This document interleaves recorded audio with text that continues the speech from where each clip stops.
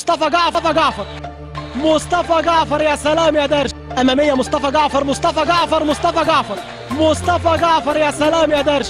محمد الشكوري يطلع احمد العجوز في الجانب الايسر، يعمل العرضيه، عرضيه وجعفر ولا هاتريك ولا هدف الرابع.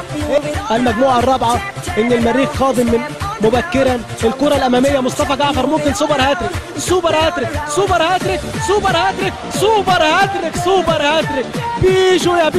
بيجو. كان في تعليمات، زودنا احمد عبد الرازق في الرو الثاني، قلنا لهم نهدى، كانوا مستعجلين على الفوز من اول دقيقه، فلما لعبوا كورتنا اللي احنا متعودين عليها بان الشكل دوت وبان الاهداف الكتيره دي، والحمد لله على المكسب، وان شاء الله اللي جاي ان شاء الله افضل ان شاء الله. كنتش النهارده من قطاع الناشئين من ولاد النادي، لكن في عندي طه من 21 سنه، عندي سامح من ولاد النادي، ومعظم الانتدابات اللي احنا جبناها من الدوري الممتاز من ولاد النادي. اهم حاجه الاجوان، والله اهم حاجه ال3 بونت، واحنا مركزين، والمجلس الاداره مركز معانا جدا من اول الموسم اهو.